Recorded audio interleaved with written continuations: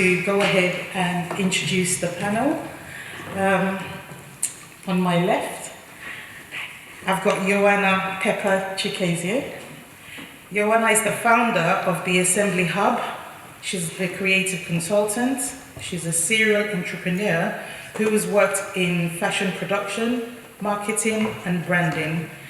She's worked with brands such as Unilever, Johnny Walker, Jumia, Samsung, Nokia, and Vlisco, to name a few.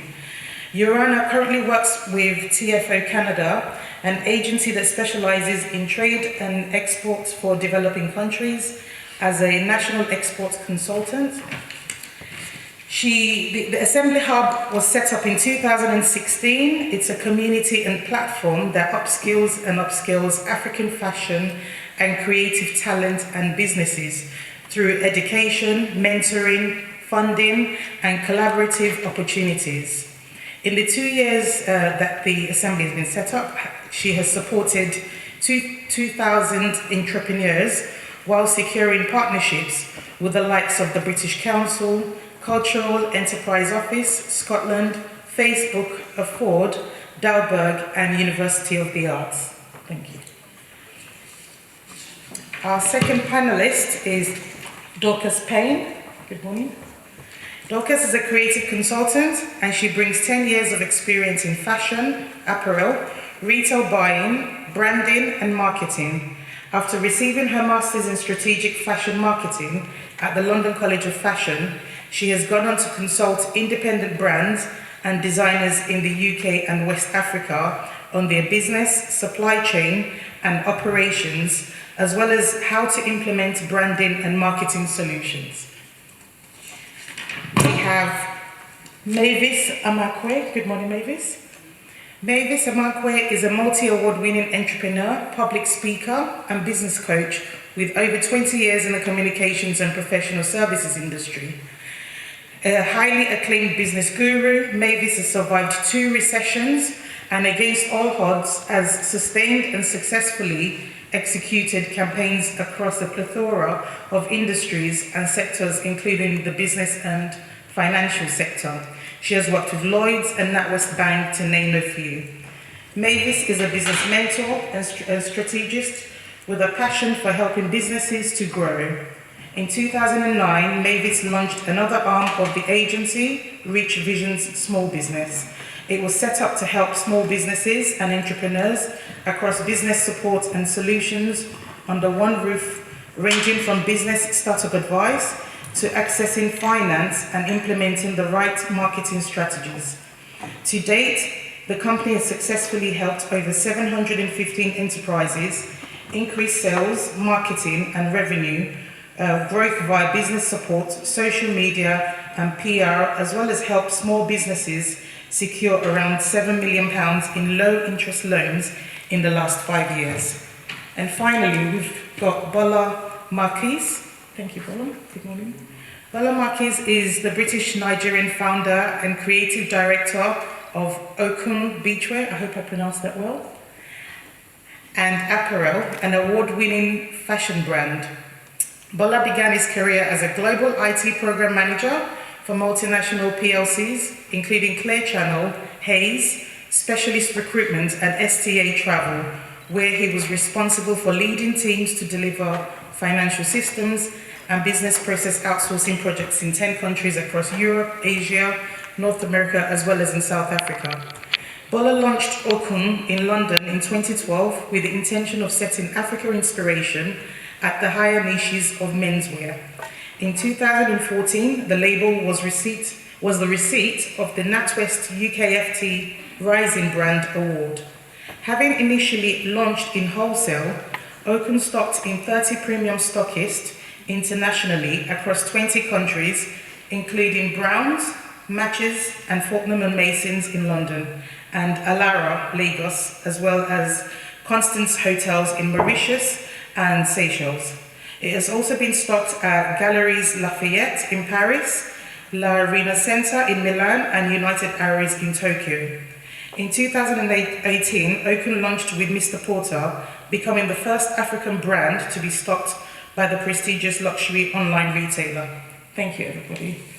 I'm sorry to be late. Should I just quickly introduce? I'm so sorry. I'm Lisa Langley. Oh, I'm so sorry, Lisa. I didn't even realize you were sitting there. Okay, and finally, we've got Lisa. Lisa Lambie is the Chief Executive and Trustee for Positive Planet UK. With over 20 years track record as a successful entrepreneur, corporate executive and board member spanning private equity, family office investments, investment banking, operations, and venture capital, including extensive experience in funding and mentoring entrepreneurs and SMEs. Lisa has been responsible for strategy and management of Positive Planet UK, as well as a key role in developing and funding programs for Positive Planet in Africa.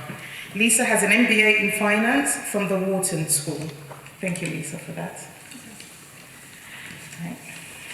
Our topic area of discussion today is finance for African design. The first question I have on my list here is directed towards Mavis. Many small businesses are said to not have financial literacy in setting up business, and that is why many fail within a few years. Can you explain your work with Rich Visions and why the mentoring education you give is a way to build business? But as well as that, options to people as to what they can do to seek finance. Good morning, everyone. Can you hear me? Oh, okay. Great, yeah. So I think the first thing is when people start a business, everyone's very passionate. So you get this really light bulb moment and you think, wow, this is great, this sounds amazing, and you just run with it. And what you see over a period of time when someone sets up their business is that, first of all, they don't have a business plan. So they don't have a roadmap that's literally going to help them and guide them in terms of starting out and sustaining. So that's basically the first problem that people have. Within the fashion industry, as we know, there's a lot of competition when it comes to trying to break through to the market. So most people that will start off within the fashion industry need to literally have some form of portfolio, and they need to have a prototype and evidence that their business is sustainable. Because when we're looking at the financial sector in terms of setting up a business, the first thing is any lender, whether it's an equity investor, an angel or a bank or any kind of financial institution, wants to see trade or wants to see a forecast that looks very positive. So I would say for myself, we've helped lots of businesses because the problem is people don't have the know-how in terms of being able to go to a bank manager and present something to them that looks feasible and viable, and also at the end of the day, if an investor's coming on board, they want to make a profit. So for me, I would say one of the first things people need to do is have a business plan. If you're not sure, get yourself a mentor. Lots of people do not have mentors to help them within the industry. You can have a fashion mentor, you can have a business mentor. You know, it's good to have lots of mentors and coaches that can help you to guide you to get the business plan correct, to get your fashion line on track, and to present a really great portfolio of what you have to offer.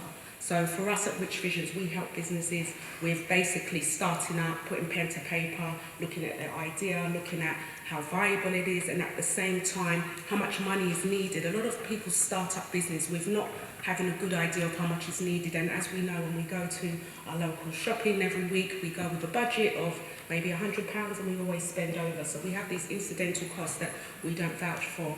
One of the biggest things that we also have within business and finance is cash flow. And I've seen that a lot where I've helped lots of businesses and I've just seen them crash because they don't have enough cash.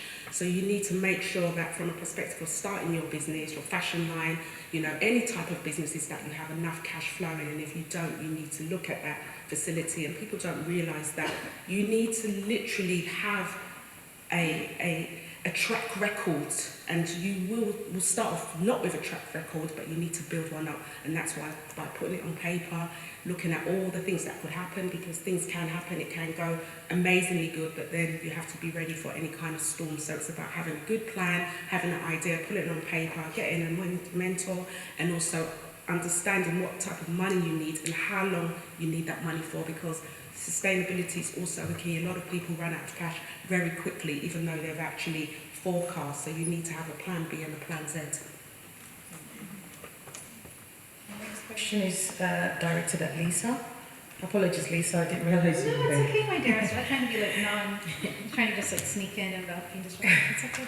You've been recognised that there is another group that are undeserved when it comes to investment, Lisa.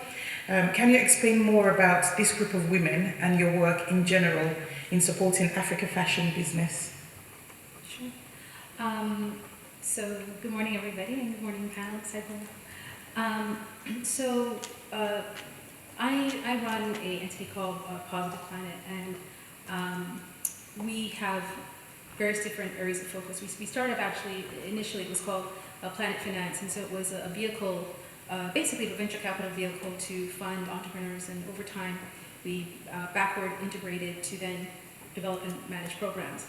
So in addition to funding entrepreneur and accelerators and incubators, which we also run, we also participate across the value chain in terms of manufacturing, supporting manufacturing and energy and all the resources that you need.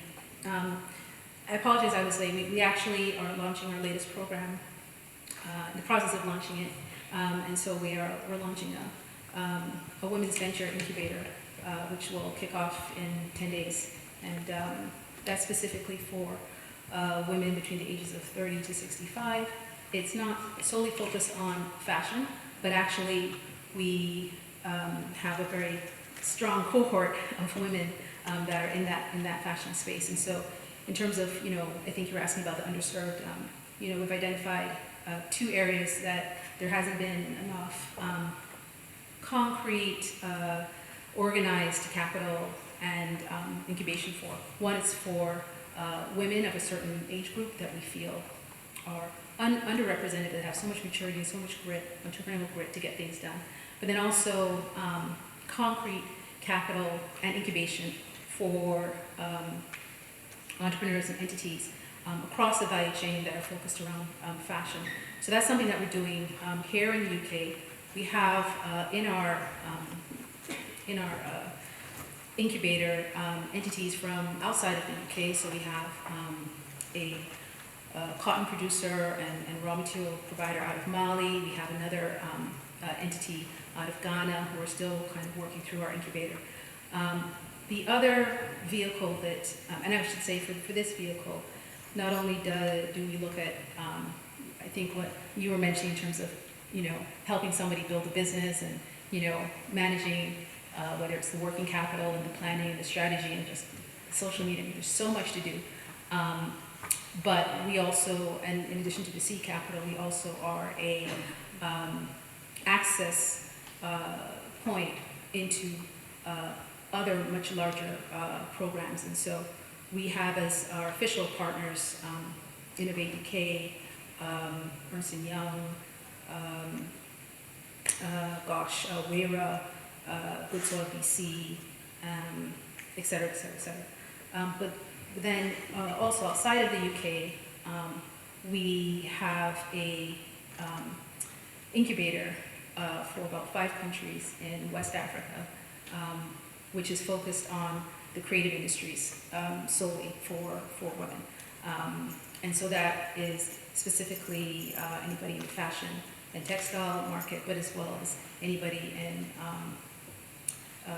visual arts, etc. So, how we're trying to, the question is how are we trying to address it? So it's running very concrete incubators and accelerators, as well as providing the funding and mobilizing the capital.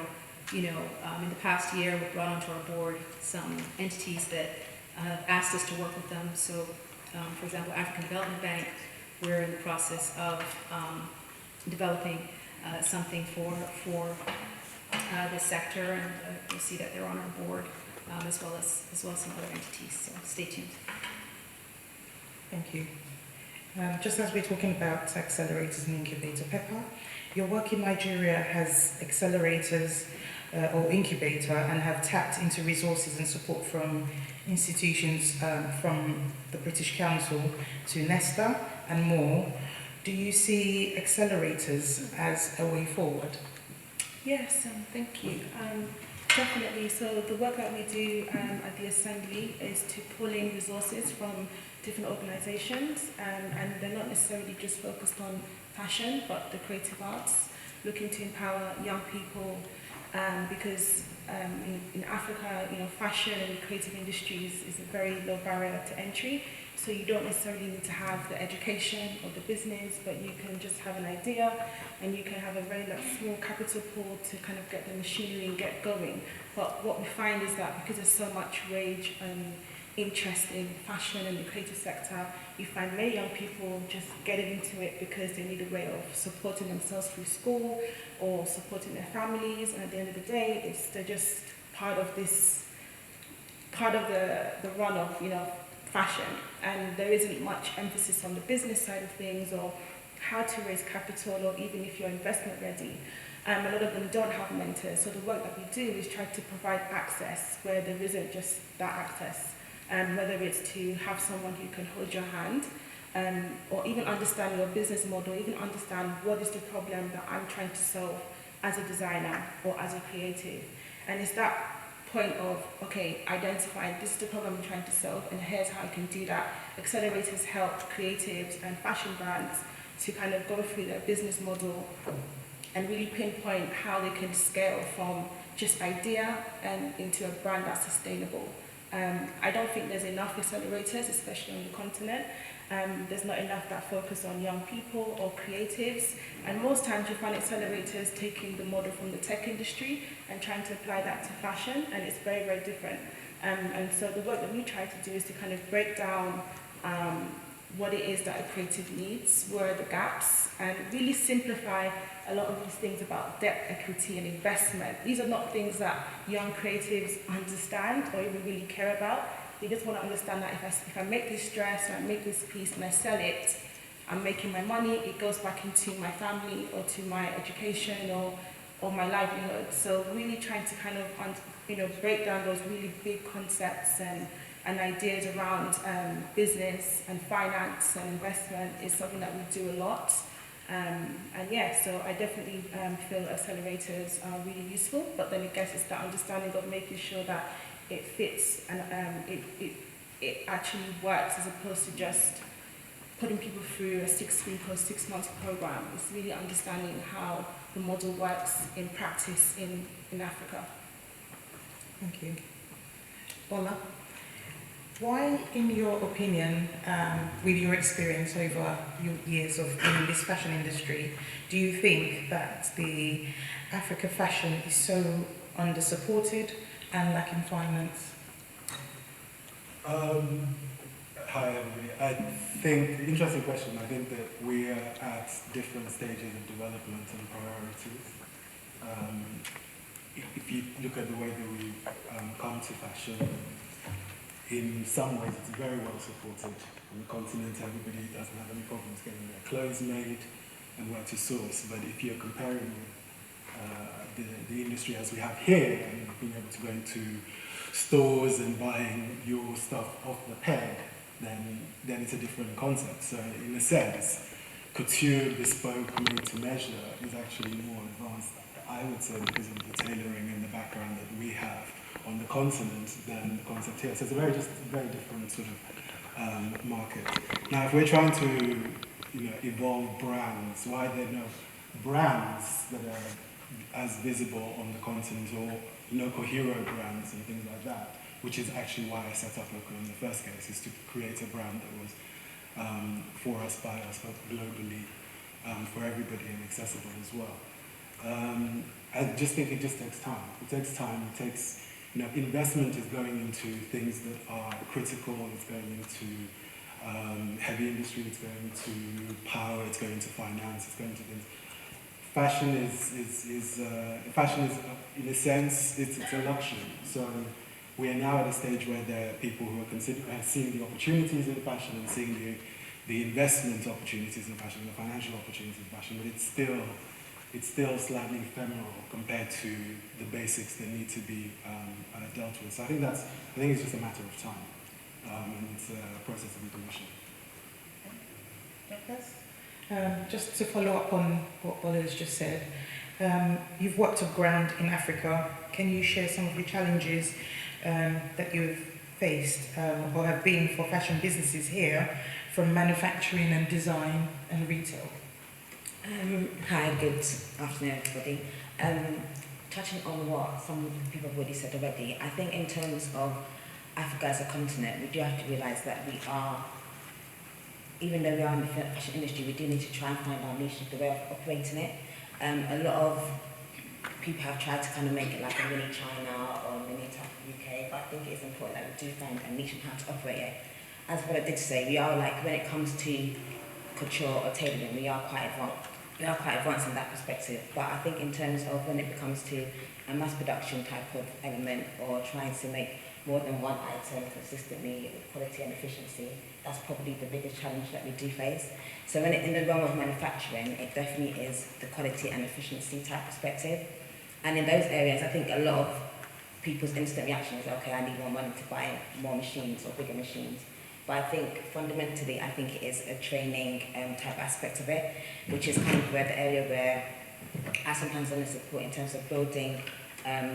It can be something basic as how you set up your factory or how you kind of slot things into that factory to make sure that it's more efficient and it works better. I think a lot of the times there can be such small changes that automatically can push a basic designer who just has that one tailor to becoming much more ready for industry by doing little changes like that. And I think it's very important, as most people have already said already, to kind of work backwards. There's a lot of times when I would work with a brand and I would go back to basics, as in, can I see your market research, can I see your business plan? And a lot of people do get caught up in the cycle and completely miss those fundamentals. So even if they are in a position where they are ready to, seize opportunities, they can't do that because they haven't done something basic as looked at their costings. How much is your raw materials? How much does it cost in terms of your overheads? Your final cost of your product doesn't really make sense, and you need to go back and kind of sort those steps out. So I think it is very important that sometimes we do need to go a bit backwards and do those fundamentals. As boring as tedious as they might be, they're really important. And I can understand that a lot of fashion brands and designers, they are creatives. So I think stuff like the incubators on tapping into people that are more skilled in those areas are important. It's okay to ask for help. It's okay to have more of a collaborative approach to the way we do it. I think our fashion industry is quite important. So yeah, I think in terms of sometimes when building a fashion brand, we need to also look outside of just trying to secure cash, but also look at the concept of mentoring, collaboration, and also little stuff like the training aspect of it as well. So I think the challenges do seem a bit big, but I think they're very feasible in terms of answers. It's just that, as I would like to stress, I think there is a bit of a lack of collaboration also. And I think it's important as a designer you do keep your ear to, in terms of the kind of like the support that is out there, because there is now as well, there is budding a lot of like incubators and there is a few like finances and things that you can tap into. But I think it's important that you do kind of reach out and do your research and check those out. Thank you. Pepper, the winner of the recent LVMH prize was a South African designer called Thembe Magugu. The up-and-coming designer will receive an endowment of €300,000 and a year of mentoring by a team. But what other ways do you see that African designers can tap into for financial resources? Yeah, I mean, there's obviously, if you are able to justify and show your numbers, there's loans, there's equity, investments, but I think one thing that African fashion designers, especially that I encounter, seem to kind of miss out on is this idea of approaching impact investors and impact funds. A lot of you here, I'm sure, are doing great work all over the continent, whether you're empowering women or you're working with rural women in your supply chain or you're creating job opportunities. These are all things that you can leverage on if you're trying to access certain types of funds that are not typical for creatives.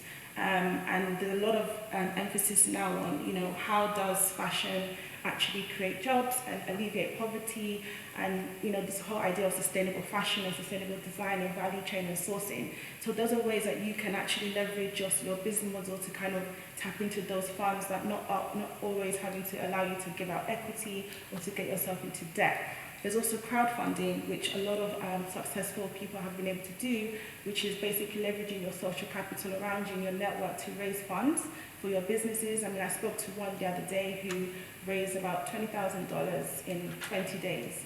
And but then people always underestimate the amount of work that goes into crowdfunding. It's not just about putting a campaign on Kickstarter or Indiegogo.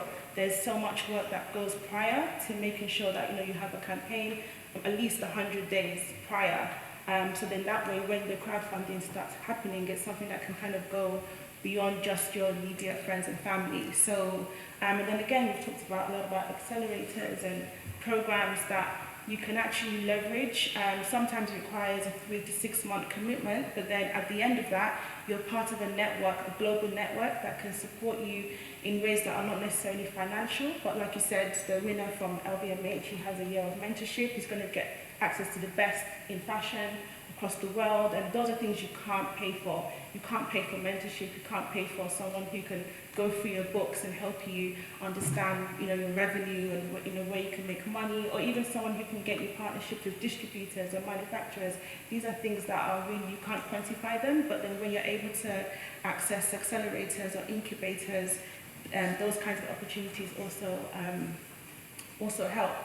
I also know of others who have won pitch competitions, and they were able to get orders, international orders, which was then a way for them to say, okay, this financing that I was able to raise for this production can actually help fund other areas of my business. So yeah, it's just about being creative and understanding your business model and where you can actually leverage funding. That doesn't necessarily mean you're having to go to a bank and then you're under pressure every month to meet your interests. So. I also think it's just on the point of this, the fashion award winner. There's we see too much on the front of the industry, and I think that there needs to be more attention on the basics, the actual value chain. How does something get from being designed to being worn? That whole process needs to be understood a lot more, and I think there is not enough in terms of collaboration, mentorship, or industry training, as it were, that you can then understand the entire process of the product life cycle, your marketing, your production, your manufacturing, your costings, all of these things.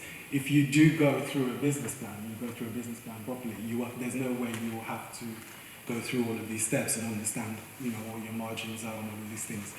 It's not as sexy as winning the LVMH prize, but that's the basics. That's actually what you really need to understand. And that's what I don't think that is as much emphasized as what goes on Insta, who wins a prize.